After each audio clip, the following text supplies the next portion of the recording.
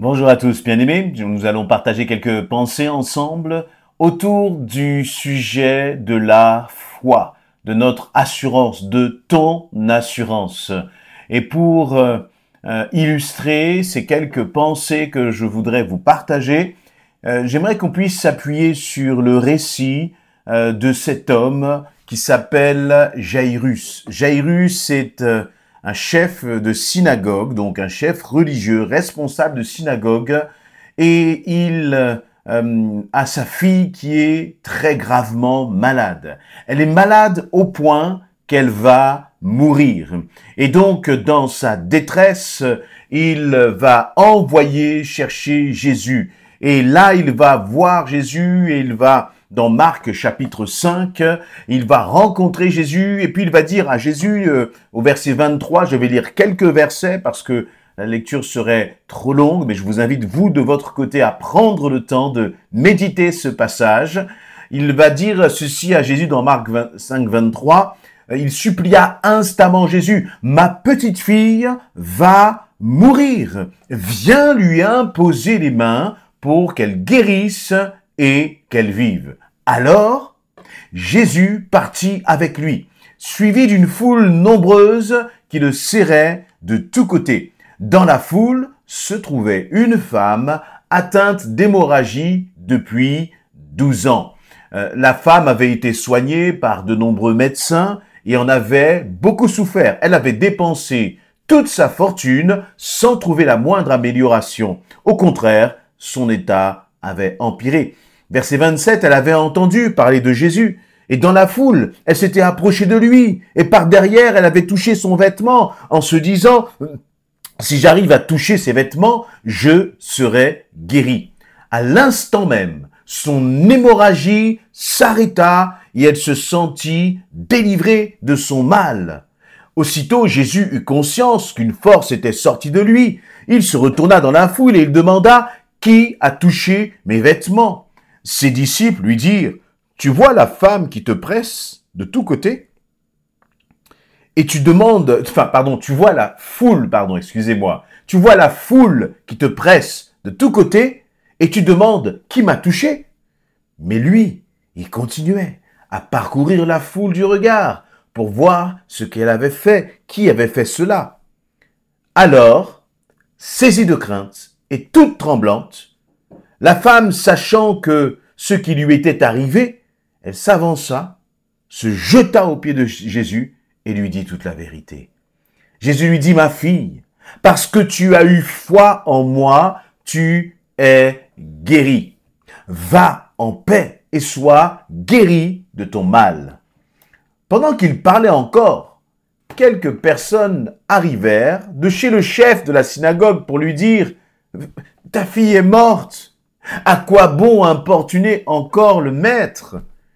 Mais Jésus entendit ces paroles et il dit au chef de la synagogue, « Ne crains pas, crois seulement. » Il ne permit à personne de le suivre plus loin, excepté Pierre, Jacques et Jean, son frère. En arrivant à la maison du chef de la synagogue, Jésus vit une grande agitation. On pleurait et on poussait des cris. Il entra dans la maison et il dit, « Pourquoi ce tumulte? Pourquoi ces pleurs? L'enfant n'est pas morte, elle est seulement endormie. » Mais on se moqua de lui. Alors il fit sortir tout le monde. Il prit avec lui le père, la mère de l'enfant, ainsi que les disciples qui l'accompagnaient. Et il entra dans la pièce où l'enfant était couché. Il prit la main en disant « Talitha koumi », ce qui signifie « Jeune fille, lève-toi, je te l'ordonne. » Aussitôt, la jeune fille se mit debout et marcha. Elle avait environ 12 ans. Tous furent frappés de stupeur. Amen. Je m'arrêterai là. Voilà, donc, ce récit est extraordinaire. Il y aurait tellement de leçons à tirer, à apprendre, mais je vais me concentrer sur quelques points sur ce sujet, sur ce récit. Premièrement, nous voyons là un homme un père de famille qui a sa fille qui est gravement malade. Et donc, au point tel qu'il sait qu'elle est en train de vivre ses derniers instants. Et sur ce point, ce père ne s'était pas trompé. Donc il va envoyer chercher Jésus. Et quel espoir il a dû avoir dans son cœur lorsqu'il il nous est dit qu'il a supplié Jésus. Et au verset 24, Jésus partit avec lui. Et Jésus donc a suivi cet homme. Mais il y avait là toute une foule nombreuse. Mais au moment où Jésus a suivi ce père de famille, ce papa, quelle joie il a dû avoir dans son cœur, une joie mêlée peut-être encore d'inquiétude, parce que finalement Jésus était avec lui, à côté de lui, et en même temps il pensait toujours à sa fille qui était dans la maison en train de souffrir, et presque de mourir, et donc il a dû hâter le pas, il a dû accélérer la marche pour arriver le plus tôt possible avec Jésus au chevet de sa fille. Mais en même temps, Jésus était entouré de la foule. Il y avait toute une foule qui marchait avec Jésus. Et voyez, cela illustre, un point important, je crois qu'il nous arrive régulièrement, très souvent parfois.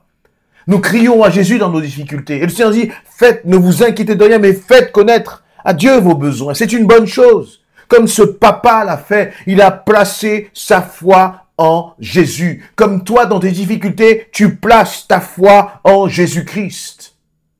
Mais il y a un moment où peut-être que ce papa a commencé à perdre foi. Moi, en tout cas, dans sa situation, c'est très certainement ce que j'aurais vécu. Quel est ce moment? Eh bien, c'est ce moment où, finalement, Jésus était avec lui et juste après, Jésus est là dans la foule qui l'entoure et il suit ce papa. Et puis il y a une femme, cette femme âgée atteinte d'une maladie de sang de plus de 12 ans. 12 ans qu'elle souffre. 12 ans qu'elle est malade, qu'elle a été voir tous les médecins, a dépensé toute sa fortune. Et voilà que cette femme, elle est dans la foule, mais elle se dit, et si je touche juste le vêtement de Jésus? Elle avait une foi aussi, une foi qui est presque comme une folie, qui peut penser qu'en touchant le vêtement de quelqu'un, on puisse être guéri. Mais cette femme croyait et savait que si elle touchait le vêtement de Jésus, elle allait être guérie de cette maladie. Remarquez que beaucoup de monde dans la foule touchait Jésus.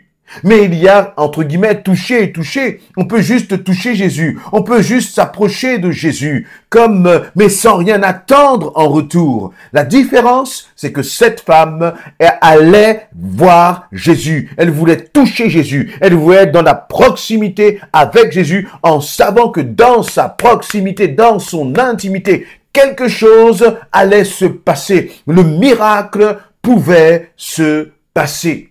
Et donc, elle va toucher Jésus dans la foule. Mais n'oublions pas que le papa est encore là. Jairus est toujours là. Il a dans sa tête la guérison de sa fille. Soit la guérison ou soit la mort de sa fille, atteinte de cette maladie grave. Et donc, à un moment, Jésus sent que quelqu'un l'a touché, qu'il y a une force qui est sortie de lui, cette force de guérison. Et Jésus va commencer à demander, mais qui m'a touché? Et il va commencer, il nous a dit, à chercher dans la foule. Verset 30, il avait conscience qu'une force était sortie de lui. Il se retourna dans la foule, il va demander, qui a touché mes vêtements? Bon, les disciples vont dire, mais Seigneur, il y a beaucoup de monde autour de toi. Comment peux-tu poser la question de qui t'a touché? Verset 32. Il nous a dit, mais lui, il continuait à parcourir la foule du regard. Voyez, il y a comme un temps là qui s'écoule, mais pendant que ce temps s'écoule, Jairus est là. Et il est comme stoppé dans sa marche avec Jésus. Et donc, très certainement que son inquiétude commence à monter. Comme toi et moi, parfois, lorsque nous sommes dans l'épreuve, nous crions à Jésus, nous commençons à voir la main de Jésus intervenir, et il y a quelque chose qui se passe. On a l'impression qu'à un moment, Jésus presque n'est plus dans l'affaire. Parce que il y avait comme un espoir qui commençait à naître. Et peut-être dans le domaine de la maladie, il y avait comme une amélioration. Et puis après, il passe un temps où tu as l'impression que les symptômes reviennent, que la maladie regagne du terrain. Ça peut être dans le domaine des finances. Tu avais l'impression que les choses allaient mieux. Et puis là, il y a à nouveau un nouveau problème. Et ta foi commence à baisser à nouveau. À cause de quoi? À cause des circonstances. Comme peut-être ce qui se passait dans la foi de Jairus, à tel point que des serviteurs de Jairus, des personnes qui connaissaient Jairus et qui étaient dans sa maison, sont venus à la rencontre de Jairus, sont venus le voir dans la foule et ont dit à Jairus, c'est trop tard. Jairus, ta fille est morte, n'importune plus le maître, c'est fini. Et imaginez dans son cœur, il se disait, mais il a dû se dire, mais je suis à quelques secondes, j'avais appelé Jésus, il commençait à marcher avec moi, et il s'est arrêté pour savoir qui était dans la foule ou je ne sais quoi d'autre. Et le cœur de Jairus a dû s'écrouler à l'intérieur. C'est peut-être ses convictions. Mais Jésus est venu comme à son secours. Et comme je crois que Jésus vient à notre secours parfois lorsque nous flanchons aussi dans notre foi. Vous savez, Dieu n'agit pas dans notre timing, dans le timing que nous avons fixé. Dieu n'agit pas dans la façon dont nous attendions qu'il agisse aussi. Ce qu'aurait voulu Jairus, c'est que lorsqu'il rencontre Jésus, Jésus ne s'arrête pas sur la route, trace son chemin, arrive dans la maison, prie pour sa fille et que sa fille soit guérie. Jairus n'avait pas besoin d'une guérison. D'ailleurs, il va dire, ma petite fille va mourir, viens lui imposer les mains pour qu'elle guérisse et non pas pour qu'elle ressuscite. Tout l'objectif de Jairus, c'était que Jésus arrive avant que sa fille ne meure.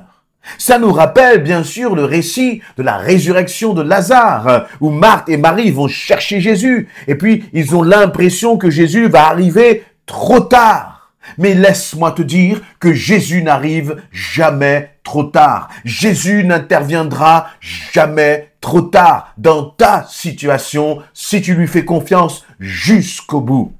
Et donc là, il va y avoir, et on a l'impression que plus Jésus approche de cette maison, plus il va y avoir des obstacles. Maintenant, ce sont ces hommes qui sont venus là dans la foule pour dire à Jairus, n'importune plus le maître. C'est terminé, ta fille est morte. Et comme parfois tu peux entendre des personnes qui vont te dire, c'est fini, tu n'as plus rien à espérer. Peut-être même qu'il y a des voix dans ton cœur qui te disent, abandonne, c'est terminé, tu ne peux plus, et personne ne peut plus rien faire pour toi. C'est un mensonge. Dieu est toujours capable parce qu'il est le Dieu de l'impossible.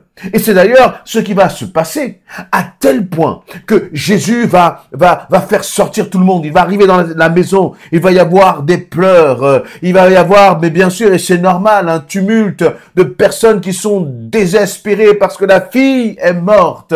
On va même, il nous est dit au verset 40, se moquer de Jésus. Et il y a un moment où Jésus va faire taire les moqueries. Il va faire taire les perturbateurs. Il va faire sortir tout le monde de la maison. Juste le papa, Jairus, la maman vont rester et les quelques disciples qui l'accompagnaient. Et je crois que parfois nous aussi, nous avons besoin de faire le vide autour de nous, de faire le vide de tous ceux qui sont des incrédules, de ceux qui ne croient pas, et plutôt s'entourer de bien-aimés qui ont la foi, de bien-aimés qui vont t'aider à persévérer dans la prière. Et Jésus s'est penché sur cette jeune fille et il lui a dit ces paroles extraordinaires en araméen, Talita Kumi, ce qui signifie « Jeune fille, lève-toi, je te l'ordonne ». Et savez-vous ce qui s'est passé? Bien sûr, cette fille qui était morte est sortie de la mort par la puissance de la parole de Jésus-Christ.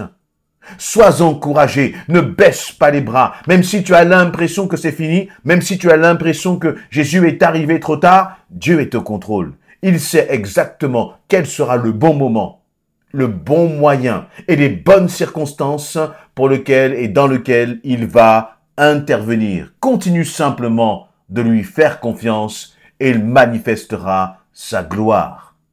Et vous, bien-aimés, très certainement que vous avez vécu de telles expériences, ou peut-être que vous êtes dans un moment qui est compliqué, difficile. Partagez-le en commentaire, cela on s'encouragera ainsi les uns les autres, et si vous avez des combats, nous pourrons prier aussi pour vos situations. Amen.